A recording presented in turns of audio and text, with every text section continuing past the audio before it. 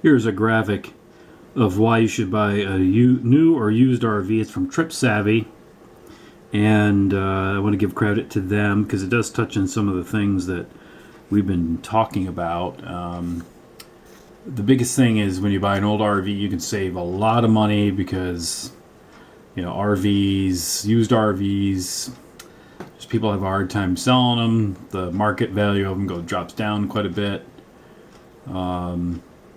A lot of the insurance is a little cheaper, and there's other issues as well with buying an old RV.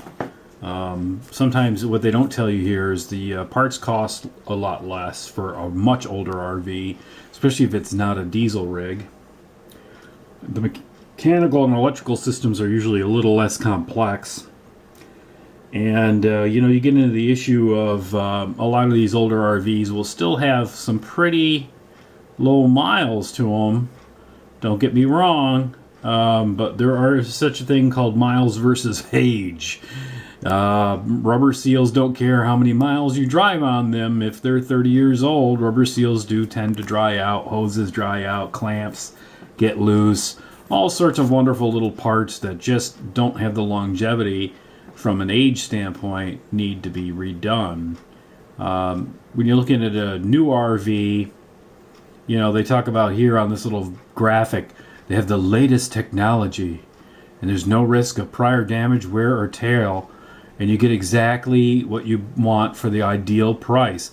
Not sure what that means, ideal price. I'm going to zoom in on that one because I was thinking to myself, ideal price. I'm thinking, I'm just trying to zoom in here on this one. No, it's not going to do it, of course. Had to pull back out. Right here it says ideal price. Well, whose ideal price? I'm going to pay for, even a slightly used one, Class C or whatever. They got these Thors and other things. They want like 50 grand for these things, $50,000-$60,000. Yeah, I'm not going there. I'm not spending that kind of money for an RV. I like RVing. I like tootling around. Some of the things I like about RVing with these older RVs is the fact that I get to kind of tinker around with them, and I don't feel like I'm like destroying a $200,000 RV. Some of these new RVs are crazy. They're more than I would even pay for a house. And then it says the cons of buying a new RV. It can be expensive depending on the features. Insurance premiums may be higher. May have to invest in a towing vehicle. You might be investing in a towing vehicle for an older, like let's say Class A or something like that. Don't get me wrong. But I got to tell you, tires. Let's just talk tires. Tires alone on some of these new rigs, they're a tractor trailer tire. They're over $1,000. I bought 6 tires, good brand tires, at least 10 ply for my rig. That plus the spare was probably like $1,200 for 7 tires. 7 tires. Why would I pay over $1,000 for one tire? It's like at some point you say to yourself, it's just not worth it. The big reason why I have, I'm gonna bop around here a little bit on this images here. The reason why I have bought an older RV, see if I can find some images here of some older RVs. Maybe I might find mine. I don't know. That'd be cool if I could find. Oh, look at this. That looks almost like a Tiffin, but it's not really. The reason why I bought an older RV as opposed to a new RV is because the cost is like ridiculously less, and the fact that I don't want to buy a high 5-figure to 6-figure vehicle to basically ship my family around in, to go on vacation. I don't want to worry about, oh my gosh, I've got a vehicle that, any ding or dent or anything that happens, I'm going to be bankrupt if something goes wrong. I've had that experience with my Class C RV, my Tioga, if you remember. The engine blew up, and we spent a couple grand, and we still didn't get anywhere. We wound up leaving her in Florida, and quite frankly, that's a heck of a lot better than having, let's say, a $50,000 or $60,000 RV and leaving that thing somewhere else and never going back to it, because you know, you really have to weigh your you know, your what you're valuing and what it is you're trying to do here. I'm just trying to get here. I'm trying to get into this is how to buy an old, you know, why own an old Class A RV. I guess I didn't type it in here. Let me just do here. I'm going to do Tiffin Allegro 1987. Do that. Boom. Oh, here's some Tiffin Allegro. This is the RV that like we have basically. You can go through, and I'm going to just pick one that's probably the closest to what I have from a vehicular standpoint. It's 32 feet. I don't have that. Well, this is actually near me. So I'm going to go through it here. Hopefully this thing will actually come up to some degree. The interwebs are a little slow today. You know, in the meantime, like I said, I'll go out here and there's my Allegro sitting in the snow right now, in the middle of a snowstorm. Gonna go out and check her out a little bit here. I've been doing some work on her.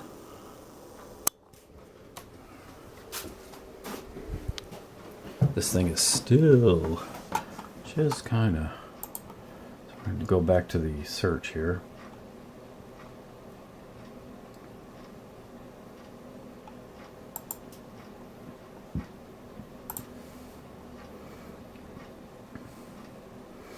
Seems like every time I hit this thing, it's like it goes even slower.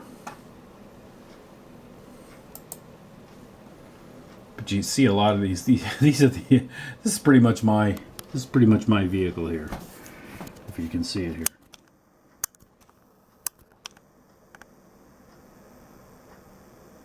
That's not my rig. Of course. Focus will not work that close in, so I've got to go out a little bit. I'm just trying to go. Oh, here, let's see what this one. So here's one here, an '87 Allegro. It looks it looks a lot like mine. I got to say, I'm going to pull back even further and just try to pull in here.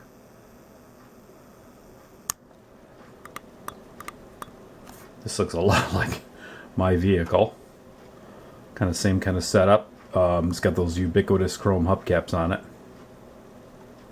And I'm gonna see. Let's see here. Let's get some other shots of it here. They want 13.5 for it. Good luck to these folks, because quite frankly, I can't imagine you getting 13.5 for this rig. I could be wrong. Oh yeah, this is like my exact rig. Here, the basement door here. So we go through and I go like, okay, so they're asking 13.5. I doubt if they will ever get that. I'm gonna go into some of the inside shots. Ooh, somebody's really changed the interior on here. They've painted everything white. So somebody's done some mods in here to make things look, oh, I don't know, quote unquote cleaner. Then the rig I have, mine's all original. They do have that. Oh, they do have the look at that. They do have the same crisscross pattern mauve chairs that I do, which is awesome. It's good to see that. Like to see that. We're gonna go through here. Like I said, everything's been painted white. They're gonna look at the instrument cluster here. Let's see. Let's look at this picture. There's the bathroom with the old toilet, which I got rid of. I put a new Dometic, but yeah, somebody definitely went through and painted everything white. Everything's been painted white in this RV. That's okay. Don't get me wrong. And I'm looking at here. Oh, generator. Generator is not applicable. So they don't have a generator, apparently. There's a lot of things here. Mileage, 16,000 miles. Holy cow. Somebody never drove this thing. And you know, you go through it says exterior shower. I don't have an exterior shower on my rig. I don't think I've ever seen one on an Allegro, but I could be wrong. So, you know, you go through here and you're like, oh, that's, yeah, that looks like mine, except it's got new cushions on it and everything's painted white. Everything's painted white. Actually, that's not a bad look to it. They got a wood floor in there too, which is kind of cool. Wow, that's interesting. So, you know, we get into these things. They're asking $13,500, but you know what? They're not going to get it. And quite frankly, I'm going to go through here, see if they got this one here. Tiffin Motorhomes for sale. So you go through here. This one, I don't understand. This one says here that it's $520,000. Wow, could I buy mine for that? I'd like to sell mine for that kind of money. Maybe this thing will update here in a second when I do this. But we go through here and it's like, okay, this is in Oceanside, California. It's the same one, 28 footer. Everything works. One bedroom, one bathroom, one sofa bed. Okay, whatever. It says, let's see, make an offer. $520,000. It's got 50,000 miles on it. It's basically the same rig as mine. Little confused about this because it just seems that somebody's just trying to troll this out here. Maybe, you know, this something similar situation where it says, you better sell that motorhome, we don't want it anymore. So okay, I'll sell it. And you know, they're asking $520,000 for this thing. Goodness gracious, somebody wants to buy one of these for that? Go for it. So you got some, oh look, there we go. Let's see if we can get in here. I'm going to get in close here. That's the interior that I have here on mine. Wow, that looks a lot like mine. That's very close. Doors yep.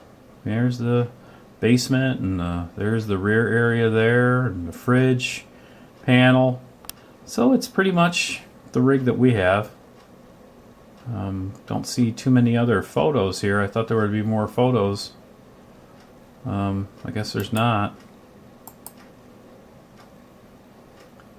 Like I said here, you get some craziness here. So I'm looking at these older RVs, and you know, the reason why I got it was because the fact that it was cheap. I hate to say it was cheap.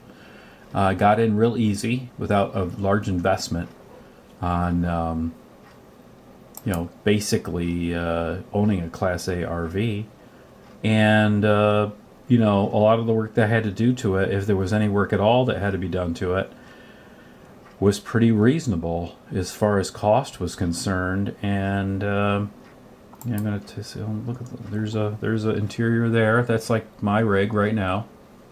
Looks just like it. And you know, yeah, it's not the easiest rig to drive. It's not horrible, don't get me wrong, but it drives okay. I would say that when we drove to Florida and back, the cost for me to operate my Allegro was, I would say, comparable or much less than it was to buy plane tickets, rent cars, or do any of that stuff. And we basically got to drive in a house down to Florida, and you know, kids could use the bathroom when they wanted. There's a kitchen, there's a TV, there's all that good stuff. There's space to spread out, like you can see here. And you know, I look at it as the standpoint, okay, if I spent $150,000, $200,000, I might be a little freaked out. I don't think I would even do it in the first place. But for, you know, a few $1,000, and you get something that you have to tinker around with because, hey, it's what you got to do on some of these older rigs. That's what you do. And you get what you get for it is something that maybe not be the greatest gas mileage, but I got about 7 miles a gallon on this rig. And quite frankly, it compared to, let's say, a really big new Chevy truck nowadays, heavy-duty truck, that, again, you're going to be cramped in a cab. We're talking 6 people. You can't sleep in it. I bet you're not going to get much better gas mileage. And I'm driving a house. So it's kind of cool because it's kind of retro, too. If you look at this, right? It's kind of retro. Kind of cool. and kind of enjoy that a little bit too. Don't get me wrong. I'm not going to lie about it. It's kind of cool to drive an older rig and people see that and recognize it and go, wow, that thing's in awesome shape. So, going to have a couple other videos coming up. Got some about the electrical upgrades inside the RV. I've got a new fuse block that I'm going to put in. I may put it in another location than what I did in the first video. There's some generator carburetor upgrades I'm going to do. I'm going to modify. I'm going to do this little carburetor here. This is the original carburetor on it. Got some doodads that go with it, including the electric choke, which I'm going to find a way to install on the newer generic carburetor, so I can get a little better control there from up in the cab. Other than that, it's a snowy, not so fun evening tonight, so I figured I'd at least throw out a video out there for folks to be able to know that I haven't gotten stuck in a ditch outside of town, and still working on the RV and prepping for some trips when the weather gets a little better, and getting everything ship shape and ready to go for the next camping season. Everyone have a great New Year's. Stay safe out there on the road, and happy and safe RVing from the Vintage RV'er. Take care.